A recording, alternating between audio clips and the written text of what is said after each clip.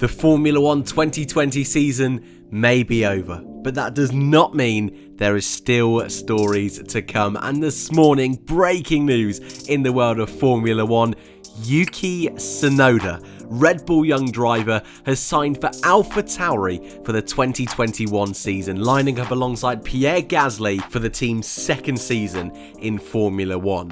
This of course does mean that Daniil Kvyat is now confirmed to not be driving with the team, and it is highly likely he will not be in F1 next season, and that could mean last weekend in Abu Dhabi was the final race in his Formula 1 career. We wish Danny all the best of luck. He's been an awesome driver in our sport, but of course the focus is going to be on this young talent, Yuki Tsunoda, the first Japanese driver on the Formula 1 grid since Kamui Kobayashi for Caterham in 2014.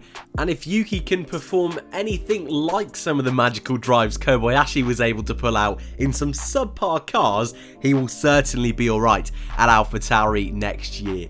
It's going to be a difficult season up against Pierre Gasly, who this year has been in the form of his life, an incredible season that we're going to be breaking down over the next couple of weeks. However, Tsunoda in F2, if some of you caught up to date with our race reviews over this season with our previews, we spoke about Formula 2 in quite a bit of detail this season, and a driver that especially in this latter half of the year was really finding form, was the biggest surprise of the 2020 Formula 2 season, was Yuki Tsunoda, finishing 1 point off second place in the standings, 15 points off the Formula 2 title, despite being a rookie. Schumacher had a year under his belt, Eilert had a year under his belt, and Tsunoda, with very little experience in Formula 2 machinery, but also junior categories in general, the year prior was his rookie season in Formula 3, has shot up the ranks.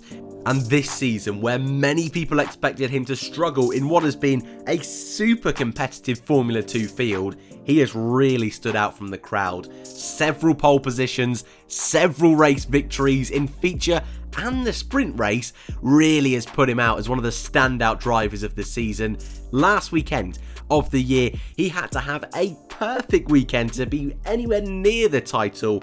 Fastest lap, race win in the feature race, a second place in the sprint race, a fantastic way to sign off in your Formula 2 career, and again just further cementing just why he should be on the grid next year.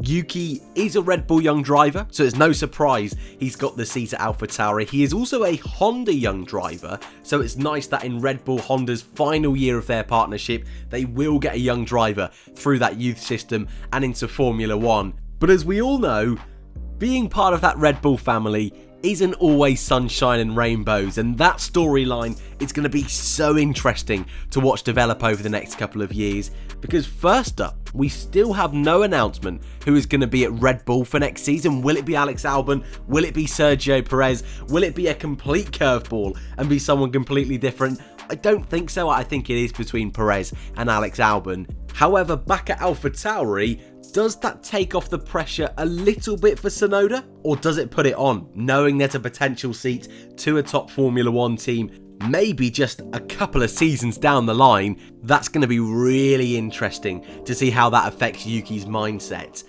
I mentioned it earlier, and I think a real focus of next season for Tsunoda is against his teammate. AlphaTauri this season struggled in the first half of the year, but as the year has progressed, as the season progressed, things were getting better and better. Of course, that win in Monza is a slight outlier.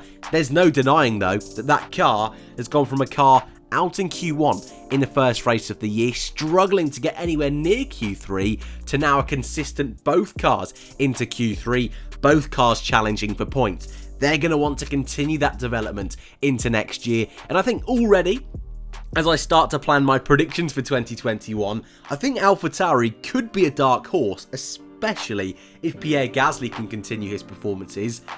So what about Tsunoda? He's got a free pass, I would say, for one season. There is no junior drivers in that Red Bull program that I think are quite ready to jump up to Formula 1 just yet. However, Yuri Vips is moving to Formula 2 next year for his first season, so maybe if he has a stellar season, he could get a nod for AlphaTauri in 2022. But Tsunoda next year, His target, plain and simple, of course, is to do his best job as he can to score as many points, but I think from a Red Bull point of view, they want to see him as close to Pierre Gasly as possible. I think we're all aware the Pierre Gasly storyline has been incredible. The redemption story in 2020 has been one of my favourite storylines of the year.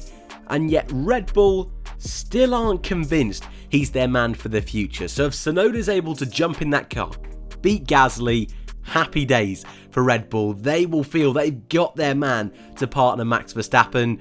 But with the form Gasly is in this year, if he can continue that to next season, Tsunoda is going to have a mighty task getting anywhere close to the levels of Pierre this season. But it's going to be a fun one to watch. I think Tsunoda does have the potential to be a real star of the future. He did amazing things in Formula 2 this year. Some of the best overtakes, the best qualifying laps, the best feature races. Really was a superstar in the making. Can he bring that over to Formula 1? Well, time will tell, but if he does continue what we've seen this year, I don't see why he can't reach the top. But of course, I would love to know your thoughts in the comment section down below.